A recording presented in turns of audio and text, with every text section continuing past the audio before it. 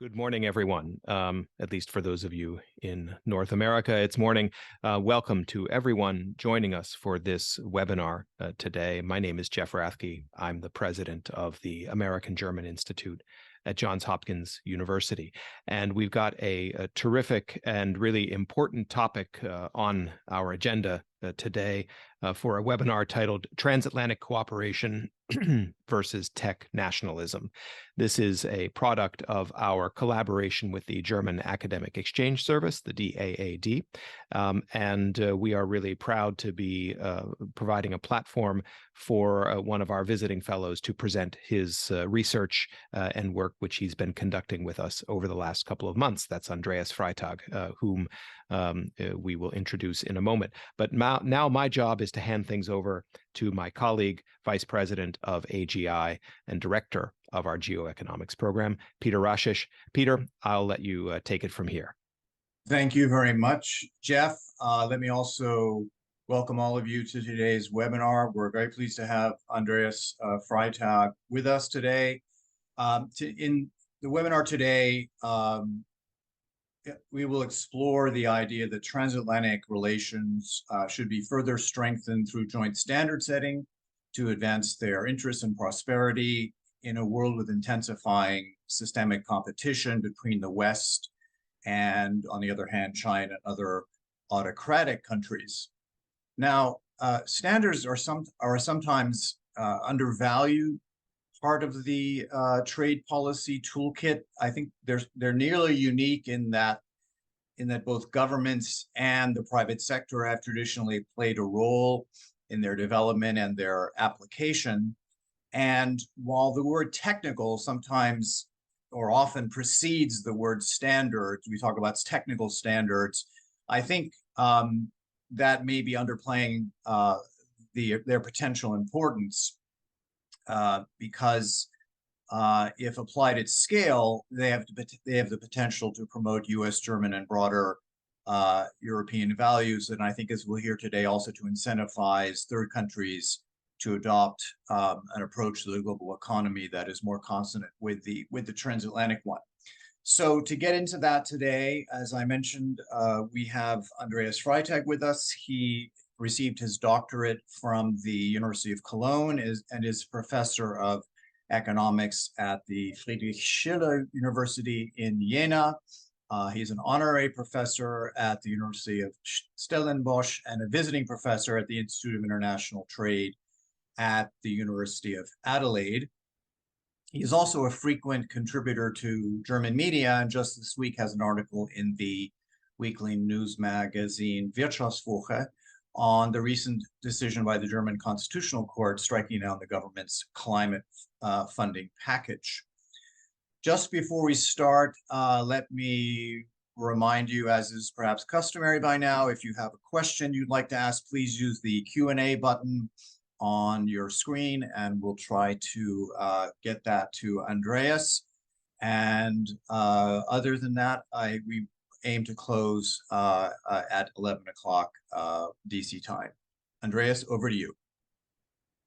Yes, thank you, Peter. Thank you, Jeff, for the invitation to be here and also for the very kind introduction. And also thanks everyone for coming out and listening to this webinar. Let me try to share my slides. I hope it works. Can you see the slides in full size? Thank you very much.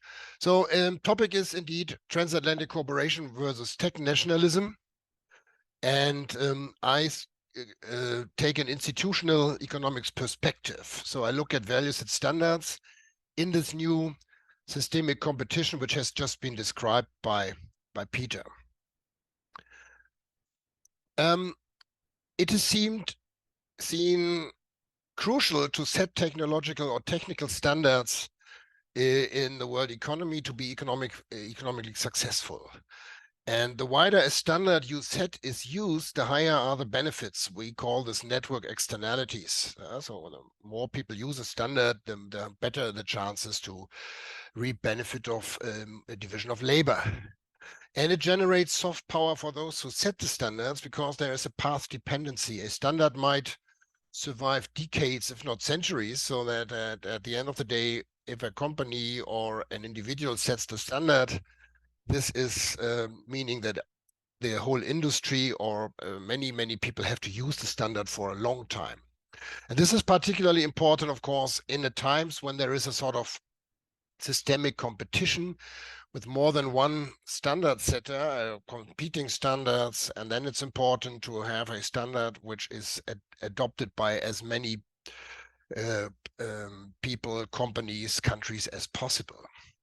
So with this new systemic competition, it is even more important that the West is agreeing on joint standards. What we see is that instead of fostering that, there's a new tendency which I would call tech nationalism, and it's not my term, it's a borrowed term.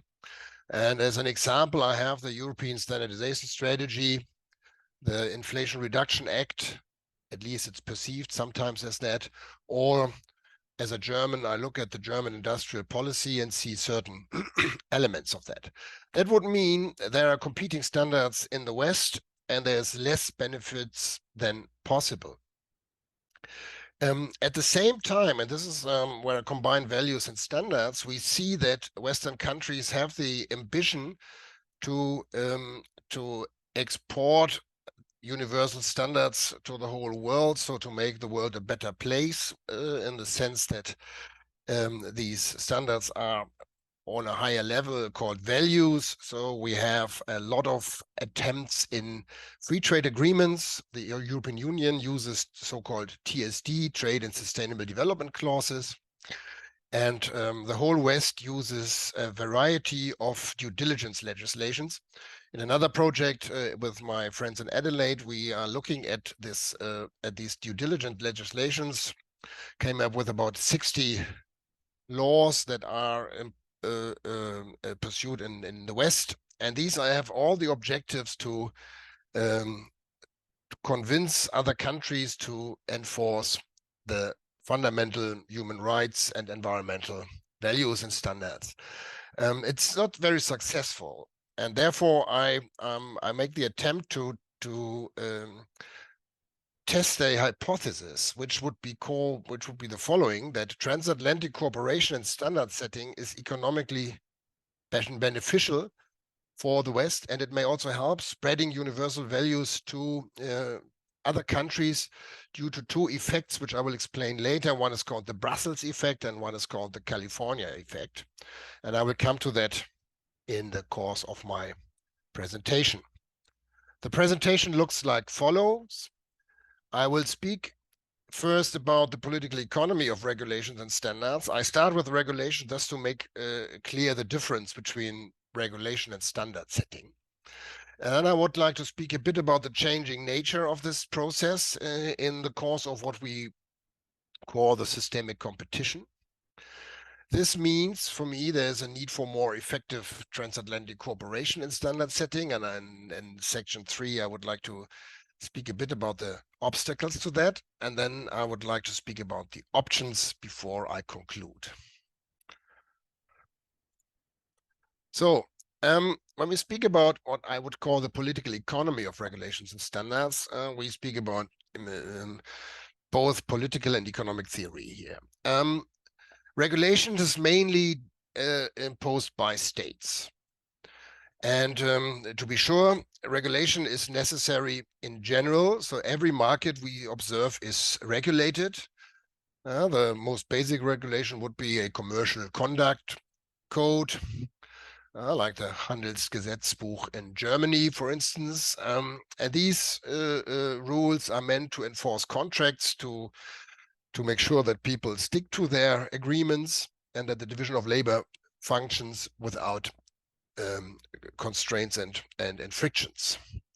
But we have even more problematic cases, which we call market failure.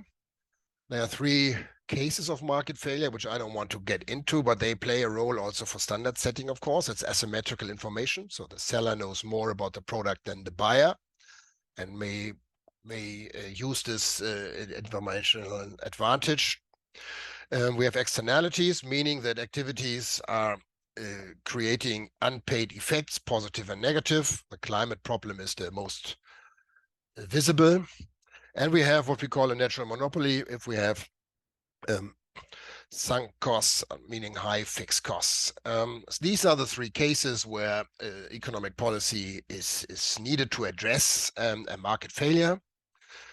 So this is clear, we need regulation there. And we have also often imperfect competition. We have duopolies, we have oligopolies, sometimes even monopolies, and then we need competition agencies to regulate these markets. This is mostly done ex post, whereas the regulation I mentioned earlier is mostly done ex ante.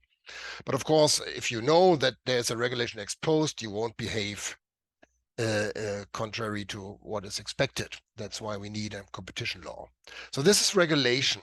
When we speak about standards, we mostly speak about private actors, because standards are set in private organization mostly, and often then they are adopted by governments and made official, but they are mostly generated by businesses. And this is, of course, also prudent, because businesses know better the problems and the solutions than a distant state. And why are standards necessary? They are necessary to reduce transaction costs. As a frequent traveler, I always have this little device that connects the electric plugs of different size and different norms. And so this is reducing the transaction cost. Imagine it's not existing, then I would have to bring all devices in different plugs. That reduces transaction cost, and we benefit from network externalities. The more people use a standard, the better is the potential for economic division of labor. But there are problems as well.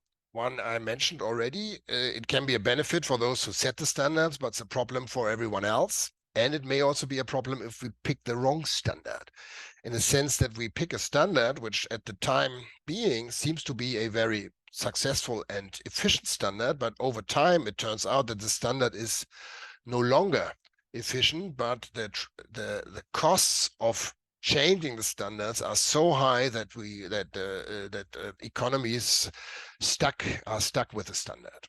There are many examples in history. And of course, there is soft power for those whose standards are chosen. And this can be good and bad, good for the ones themselves and bad for others. And in a systemic competition, you can imagine that this is also giving us leverage in politics. So this is important to understand it from that perspective. Okay. I mentioned it already, there are standard setting organizations. These are private standard setters, and this has been done since the late 19th century. It's a fascinating history of standard setting if you get into the details. There's not much academic literature on that, but it's, as Peter said, it's a bit underestimated and underrated, but it's really important, and it's really a fascinating history. I would like to mention one of many differences between Europe and the US, and my understanding is that in Europe we are less risk-friendly than in the United States. You can find this with respect to our approach to data protection, which is really defensive, particularly in Germany. But also remembering the discussion on TTIP, we had discussions on genetically modified organisms. The Germans are very skeptical here, others are less skeptical. In Germany, the discussion on fracking, but we find other things. So the Germans are or the Europeans are relatively risk averse, so they need more state activities. And this is then, if we regulate as Europeans successfully, this is called the Brussels effect, meaning that a big regional area like the European Union can impose their regulations on others, because if others want to enter the markets, they have to follow the rules set by the EU. So the bigger you are, the better your regulations are can be imposed on others. This is what Andrew Bradford called the Brussels effect, and I like the term. In the US, I would say there's more private activities, more risk-loving. And here we distinguish two effects. One is the California effect, meaning that in private standard setting, the standard is always getting better. So we have better products, better processes, higher benefits, higher wealth. And this is contrasted with what somebody called the Delaware effect. And I take it that this is probably due to the fact that in Delaware, taxes are very low. So it's a race to the top versus race to the bottom. As economists, we are mostly optimists that with increasing competition, there is rather a race to the top than a race to the bottom. So and there's obviously evidence that the California effect is more relevant than the Delaware effect in most economic and business activities. Yeah.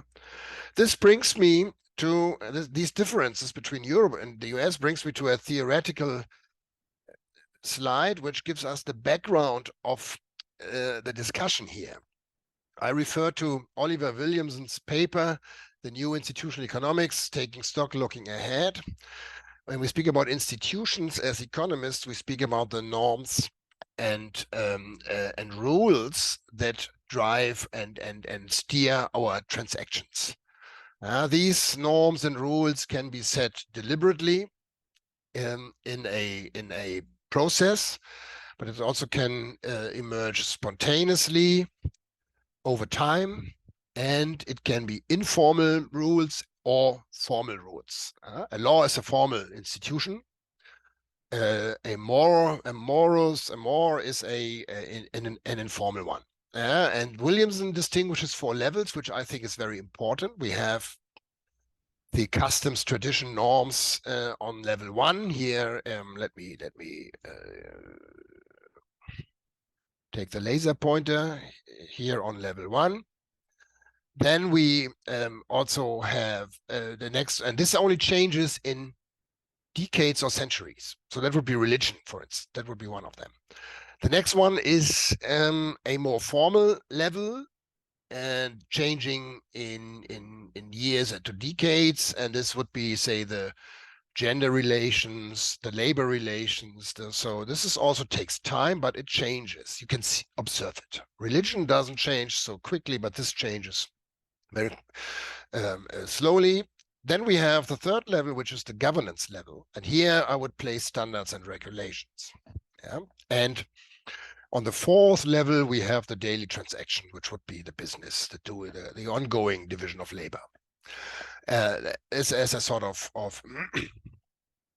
stylized picture of how Williamson thinks about the combinations of values and rules that drive human interaction. And I think that's a very realistic picture of how the world functions. And we can say that on level 1 and 2, there is a lot of similarity between the US and Europe. And this may be different with respect to other countries. And the standards are here. So the standards may differ, but we can still think about it from that perspective that this is very similar. So, and this is why I think this it is so important to take this perspective, because what we observe is exactly this interface between values and standards. We observe that while the transatlantic partners are very similar with respect to level 1 and 2, other countries and particularly autocracies deviate here. We were hoping when China opened, at least this was my hope, and I was naive, that there is a change in China towards a more, say, open democratic system, because my understanding was a middle class, once they have a car and have traveled, they also would like to have more basic freedoms and liberties. And this is then expressed in this phrase, change through trade, in German, Wandel durch Handel. It's currently very much discussed after the Russian aggression against Ukraine. But we still think it is possible. And one element was the already mentioned TSD clauses and FTAs and due diligence legislation in the West, with which foreign partners as well as domestic industries shall be encouraged, put it nicely, to take care of human rights enforcement and environmental sustainability. It seems as if this does not work so well at the moment. There is a lot of resistance. There's a lot of misunderstanding, and there are many trade-offs for companies from Europe or the US in countries that are not democratic. That's not the topic here, but it is important to understand that. So my understanding is that this avenue towards a better world is very difficult to go, and therefore I think there is a way to increase the adherence to these fundamental values with economic tools, and that's just what I'm at. So what does it mean for transatlantic cooperation here, particularly? That's my question, which I would like to address in the following slides. So let me here. So what we observe is this systemic competition is not only relevant in geopolitics, but also on the economics, in the economic sphere, and also with respect to standard setting. And this seems to be competing rather than cooperating. By competing, I mean different standard setting organization. Of course, we need competition in order to come up with the best standard, but we also need cooperation to agree on standards. So that is a mix of both. And if we don't have the common understanding, we will have two competing standards at least. And China acted as in that respect. And there is a number of examples. And one which I came across while in my research here is that the Chinese government tried to impose an alternative to the Wi-Fi standard, which we use in electronics world, in the virtual world, and they called it the Wireless LAN Authentication and Privacy Infrastructure, WAPI, and this is about 20 years ago, and so it was a quite demanding standard, because everyone who wanted to connect had to disclose their own technological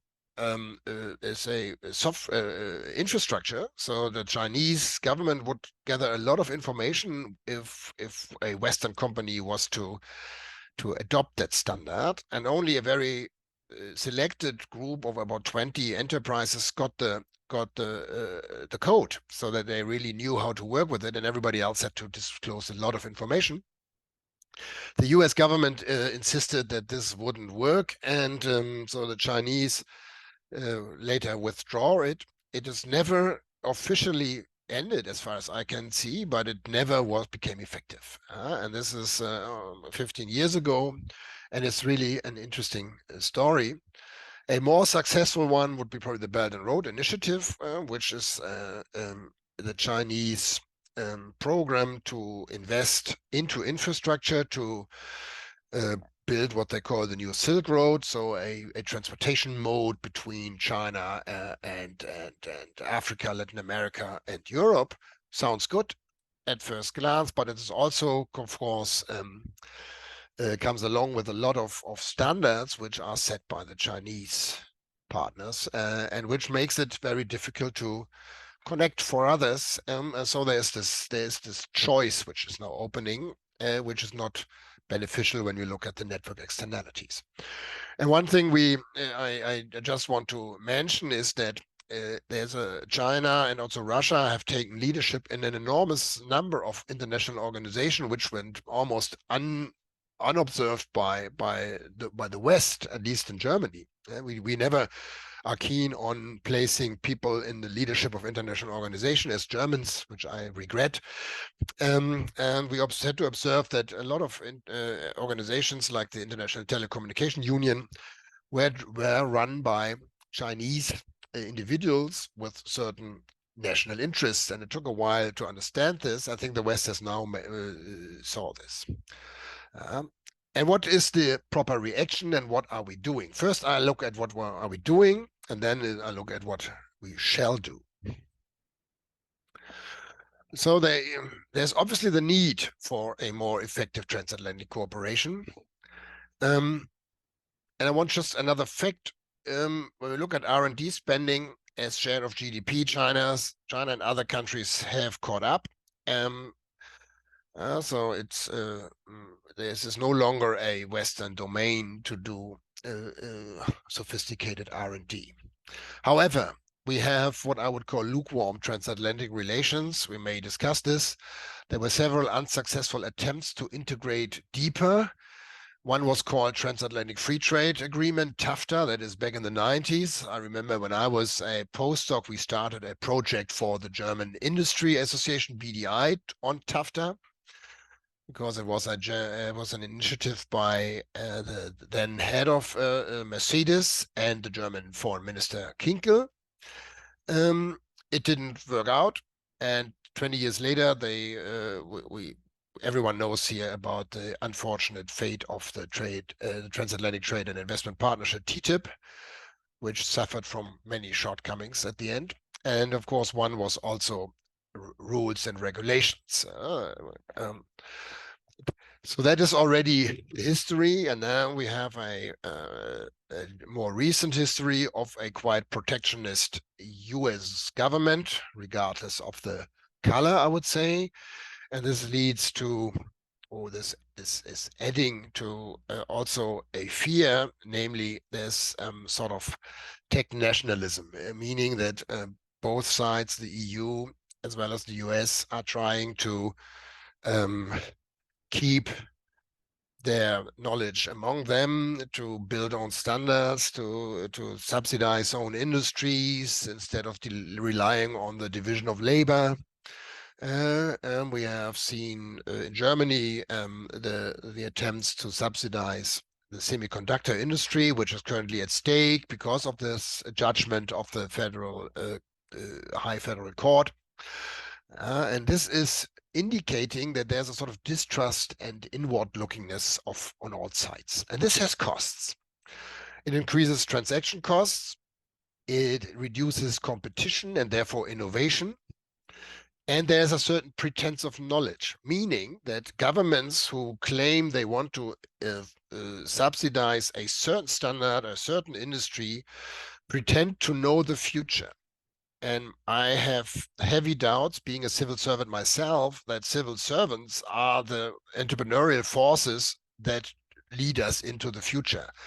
They should give us the framework within which engineers, business people, and customers jointly, in a very dispersed process of decentralized distributed knowledge and information, create the technologies which are necessary to lead us into the future.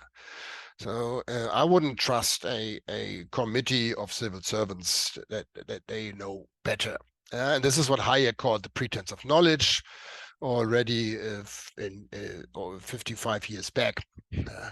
And this then leads to path dependency problems. So if a government picks the wrong standard, the country is bound to that standard for a long time and may lose the contact to a more modern standard. And of course, this encourages rent seeking instead of profit seeking. So when we speak about profit seeking, we mean entrepreneurial activities directed to generate a profit on markets, and rent seeking is the attempt to generate income without being active on markets. And we already observe, as now the judgment of the Bundesverfassungsgericht is out, that many representatives of German industries are complaining, and they demand that they get their promised subsidy. And I doubt whether every of these subsidies is really necessary. So there's more rent seeking than profit seeking, and this is also a waste of resources. So what shall we do? My understanding is that the US and the EU share the same sets of values in the first two layers, which I meant earlier. So it is easy to engage in a joint activity based on this individualistic perspective on man, on human beings, etc. And we are still the most important trading and investment partners for each other. We must not underestimate that. Even with China being a big partner for Germany, but for the whole European Union, the US is still the biggest partner, particularly when it comes to foreign direct investment. So the situation is better than perceived, and let's also see there is a lot of activity going on in private circles, particularly with respect to artificial intelligence. I've read a couple of articles about that. And I have also looked into the new EU-US Trade and Technology Council, TTC, that deals with standards and that is trying to find ways to engage in more cooperation with respect to standard setting. It is still very on a very high level without details and a lot of words, but not many deeds at the moment, but it's still a good tool. So my suggestion is, and this is almost the end here in my talk, we should cooperate in standard setting across the Atlantic. The word high is nonsense here, sorry for that. And by cooperate, I also mean compete within a framework that allows standard setting with each other. Yeah, competition is necessary in this framework, and we have this fierce competition because the literature I also analyzed and read with respect to standard setting is often based on game theory, so that there's a strategic interaction between the actors, and you want to place your technology to reap the benefits of path dependency, etc. But this is all within a cooperative setting, at least in my solution.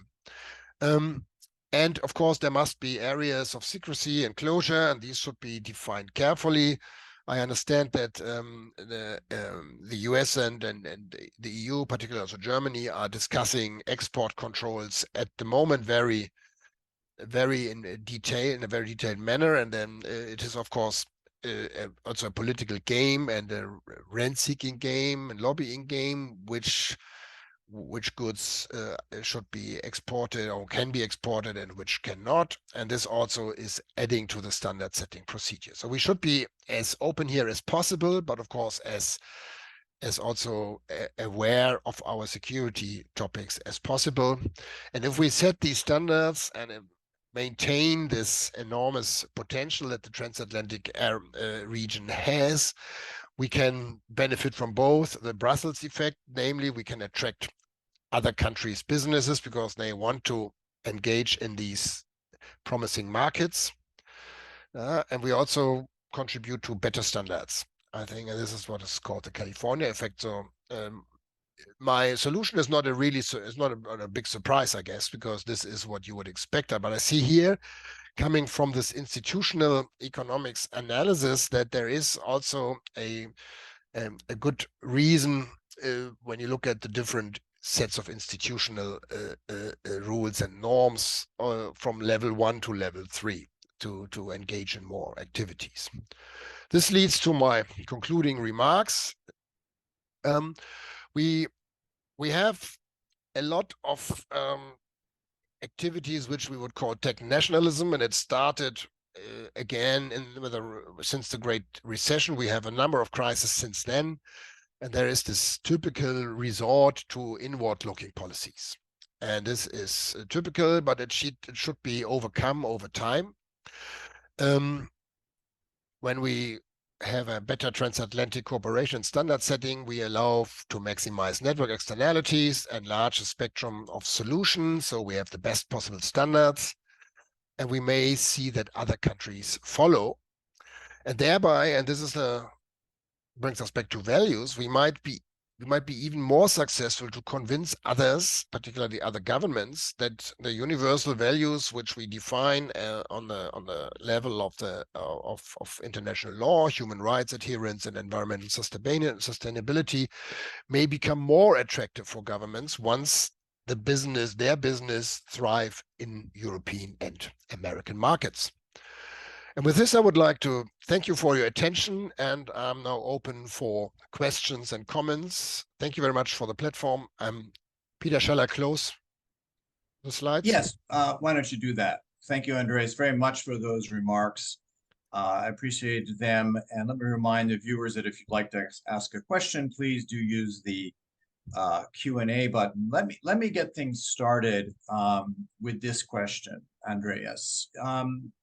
So on the one hand, you're making a an argument, a strong argument that the U.S. and Germany and the EU need to be wary of this, what you see as kind of a recent temptation towards tech nationalism, including in the standards area, and they need to cooperate kind of bilaterally, U.S., EU mostly.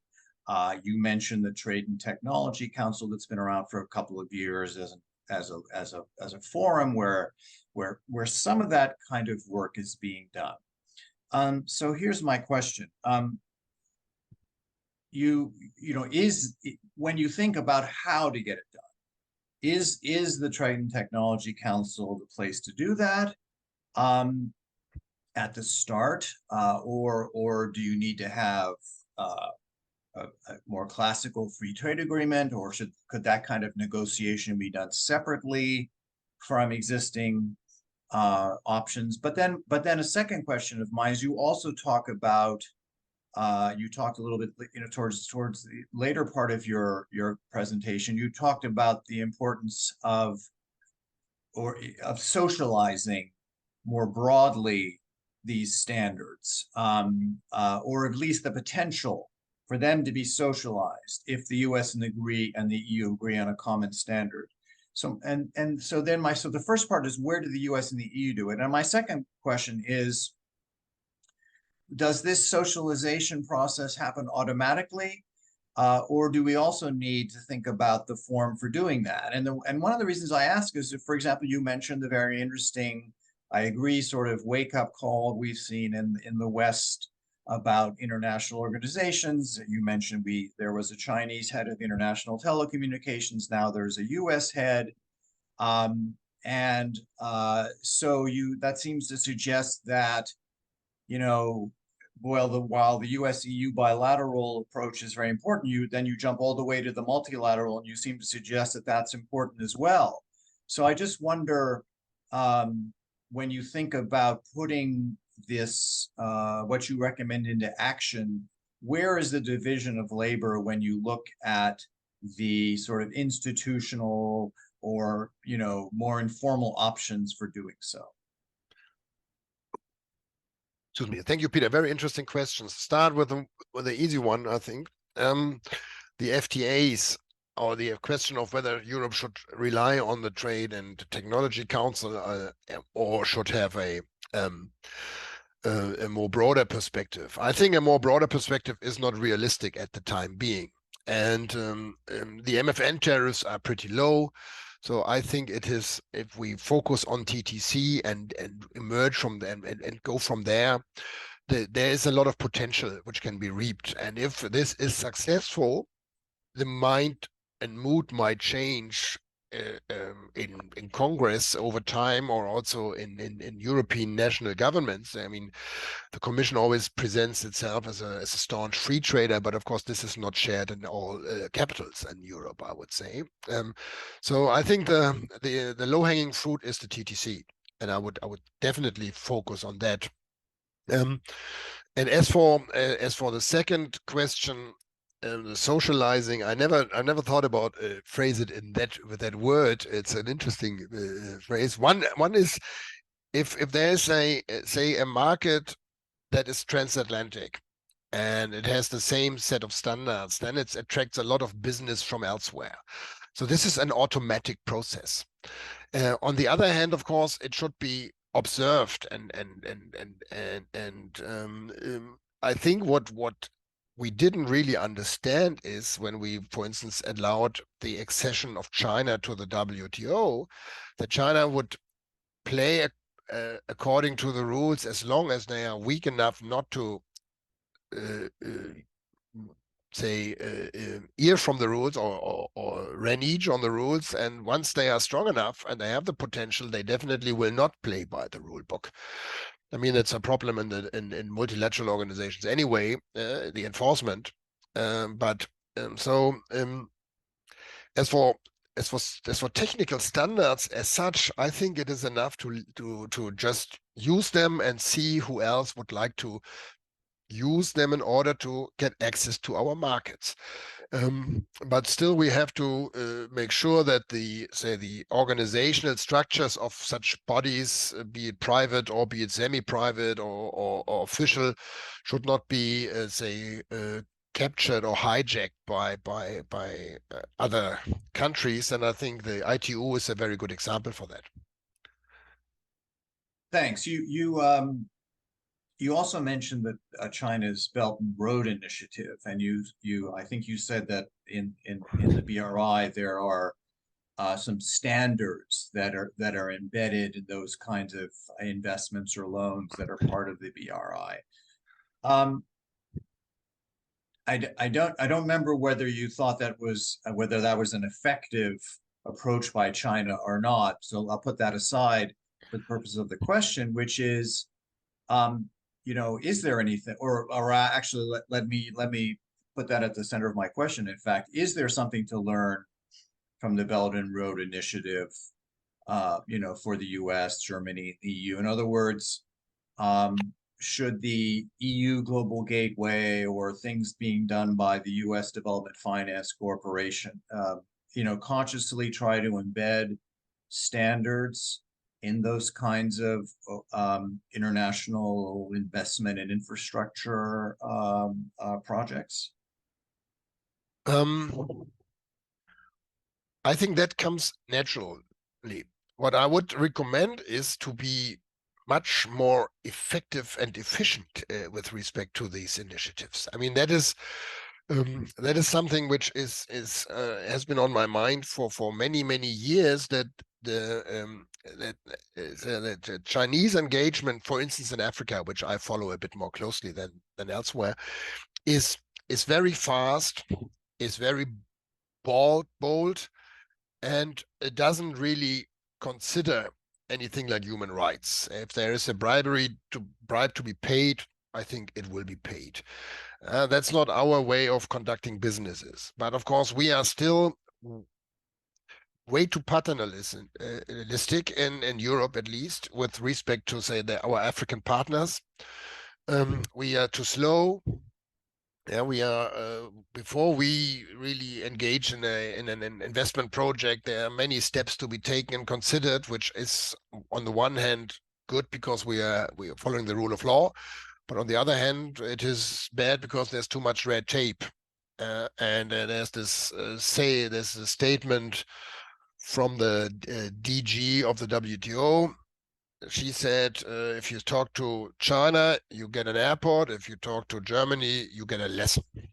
And this is not really what is helpful in that respect. So there's a more pragmatic way would also already help, and the standards then come along, say, through the behavior and through the conduct of your activities.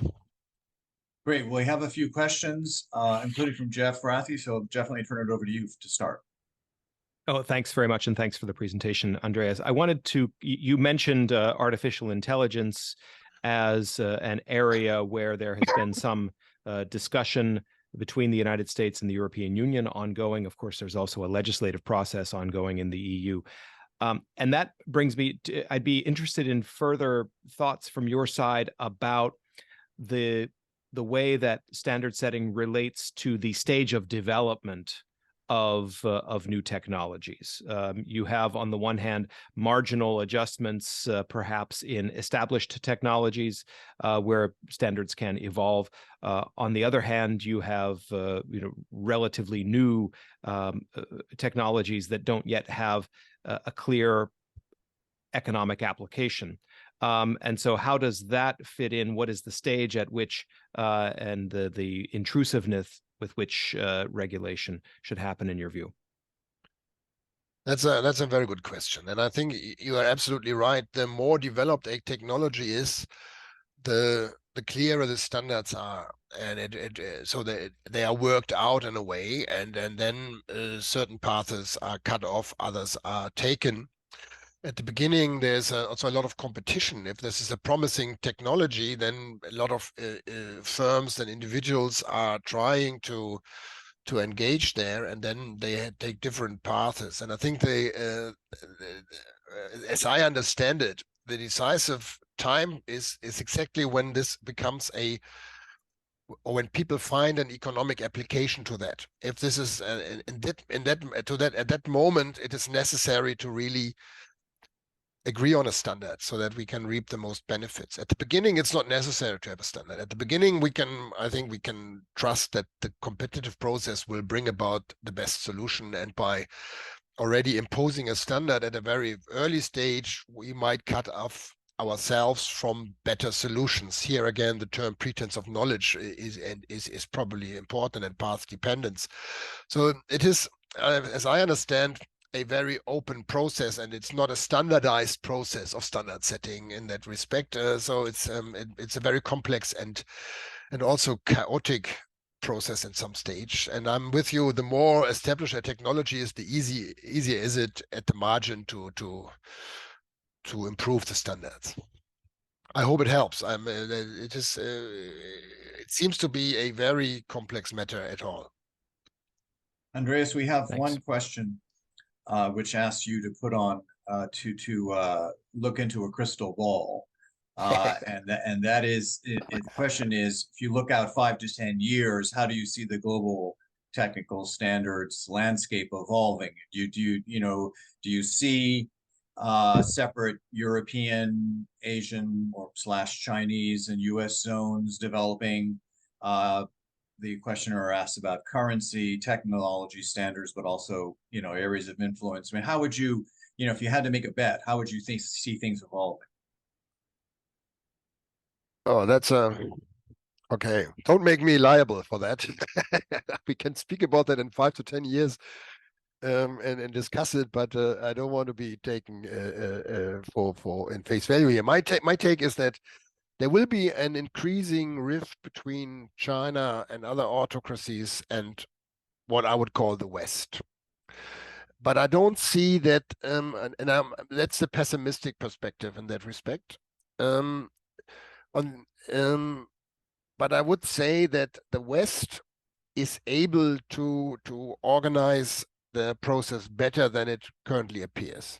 So I'm quite sure that the transatlantic relations improve in that respect, and that the national policies, for instance, in Germany, will become more reasonable again in the future.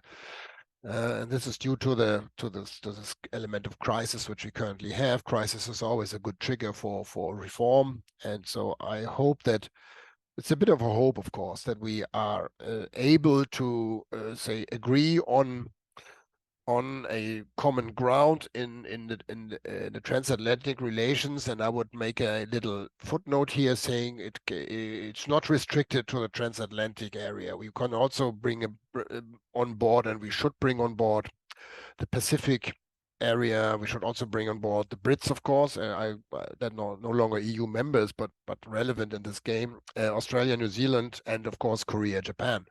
So I think there will be, also because of this threat, and a force that to more cooperation across the Atlantic. So let me follow up with another question, which comes from someone who's worked for several years on transatlantic regulatory cooperation, whose question has a more pessimistic premise. And so I think if I summarize, it would be that the sort of increasing evolution towards more power-based politics would be a reason for pessimism. So I guess I would then take this question and ask you, or it seems as if you assume there is still a way to insulate standard setting among like-minded countries from some broader kind of power-based approaches to politics. Would that be right, Andreas? Yes, as long as we have still strong enterprises, we have a strong business community, and governments will at some stage see and come to the conclusions that they are not, their comparative advantage is not in this field. So I'm not that pessimistic in that respect. I still think that there is potential for private businesses to really cooperate in the standard setting procedures on the basis of a transatlantic marketplace that is competitive. I don't hear you at the moment. Thank you. We have another question which sort of leans into this same direction, but in the sense of the rather than the sort of this broad systemic competition or power-based approach to politics, it frames it through the kind of domestic electoral cycles that we're facing, next year, for example, both in the United States and in the European Union. And so the question is, do you think that, the interest in doing what you propose is strong enough that that one can be optimistic, to use that word again, that this process can be somehow made impervious to what could be some big changes domestically, whether it's in the United States or in the EU? I don't think that the general voter is so much interested in that topic. I mean, it is more about jobs and so visible outcome, inflation, jobs, and maybe growth. If we speak about economic policy, and of course, my optimism is based on the premise that the governments in Europe as well as in the United States remain reasonable. I have recently had the chance to look at what is called Project 2025 of the Trump team, and this is not what I would call reasonable. I'm still also thinking that there is no complete, say, disentanglement from China, the Western China. So it's not that we have a two groups that don't trade with each other, but it's getting more difficult on that front. But my assumption is, of course, that governments remain, say, dedicated to what we would call Western liberalism in the broadest sense. So a DuPont circle world, so to speak. So one of the things you addressed in your talk was the relationship between standards and values, and you said that the impulse from a kind of common transatlantic area for standards would lead other countries to want to be part of that marketplace, and then in a kind of ricochet effect, eventually see their interest in defending and being part of a kind of rules-based economic order that may need some reform, but that we've had for 70 or more years. So one questioner asks, gets it right at that and asks whether if there's not a risk that if the values part of that equation is it could also be turned against the West. In other words, that could be interpreted as standards could be seen as a sort of Trojan horse for even imposing Western values when they're not always wanted. And so again, and this is just my sort of gloss on this question, which is, again, what justifies your optimism that what we sort of may call the fencer countries will in the end, or at least a number of them, will want to be part of this broader standards area rather than seeing this as a kind of a little bit more of a gang up approach? I mean, my understanding is that if companies from a third country use the standards in order to enter the European or American markets, it is not a 0-1 decision for this set of standards or values and against another set of standards and values. My understanding is rather an evolutionary one. I mean, if you look at what we call Western values and now universal values, it is not long ago that in Europe, certain aspects of human rights, which we now take for granted, were not granted. And it's not really not long ago that it was illegal, still illegal in Germany to be gay. It's only so we can speak about a frontier here. So things are slowly changing and emerging. And by offering market access and European standards, or transatlantic standards, so to speak, there is still the option not to follow the European and Western value set completely. So this is not. I would rather leave, say, other countries. We should not try to impose other countries or the choice between us and them. Them is China, but by offering an access to a market, we also lead to a richer world. And I'm still not convinced that this change through trade theory is completely disproven. I think it's not decided yet. And I also think that many people individually would like to have a sustainable environment and proper human rights, even despite sort of different set of values. They may play out differently than in the West, but I don't see there's not an automatic force that brings everybody in. And by just offering economic chances, I don't see that others are offended. They are rather offended if we don't make business with them because we think they are not serving or enhancing the values we are finding relevant. I think it's quite the opposite of that. Let me ask a question, which is a little more of a trade policy question. One of the things that's been discussed, not agreed on yet, within the Trade and Technology Council between the US and the EU, is the idea of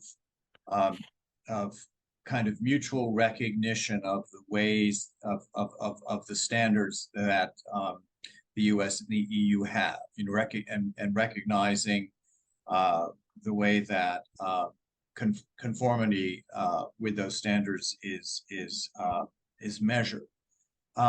So my question would be, does what you propose assume this kind of mutual recognition, or is that still a step that would need to be taken? I think mutual recognition is the key to success in a sense. It is not necessary for a single standard to be developed in a transatlantic standard setting framework, but it helps a lot. I mean, I think that was the big success of TTIP negotiation, as far as I understood, was that there was almost an agreement on mutual recognition. And we have made very good experiences in the single market in Europe.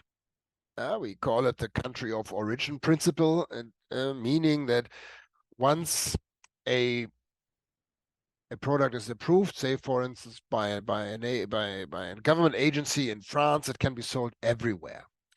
Yeah, and we are both old enough to remember the pasta war and the struggle about the purity law of beers and Cassis de Dijon case and so on. And this was driving this mutual recognition approach. And I think that is it helps a lot if this is possible. It would enormously enhance the potential of this initiative, but it's not a prerequisite. So if we don't agree, so we can still start with a broader standard setting procedure and less tech nationalism without automatically agree on mutual recognition. But I would strongly recommend that to add that. Would it be fair to say that for technologies or markets that are not as developed yet, that one can be optimistic about a single standard, and then for other technologies and markets that are more mature, one would have to rely on mutual recognition, or do you think, how do you see that? I mean, a standard is a technical standard, and this is can be applied everywhere.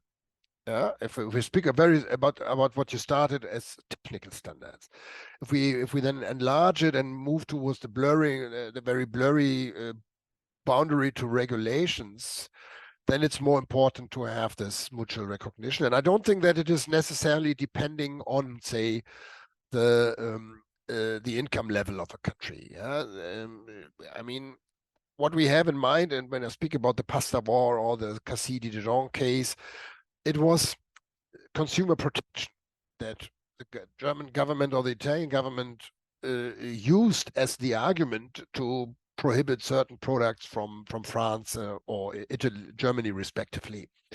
And here's the argument: is if the German government thinks Germans survive their domestic pasta consumption, then Italians will survive it too. So it's then a matter of if people in Italy have preferences for that. It turns out they don't, so it's not necessary. Yeah, and so these are two different pairs of shoes, so to speak. Well, Andreas, thank you so much for your presentation and for fielding all of those questions from our viewers. Let me thank you, the viewers, for joining us. I think that this was a fascinating discussion, and I will use that word optimism. I think it lends itself to some optimism that at a time when, whether it's traditional approaches to trade policy, whether it's free trade agreements or looking at the multilateral and the the WTO, when those seem to be a little bit blocked, that you've shown us that there's another way, maybe a more informal way, through standards, through creating a kind of transatlantic standards area that can help to help the U.S. and Germany and the EU advance some of their common economic interests. So thank you for that, what I would call a certain optimistic take on the transatlantic economic relationship. We will certainly pleasure. Look forward to continuing our work on these issues and to seeing all of you again at AGI. Thanks very much. Thank you. Bye-bye.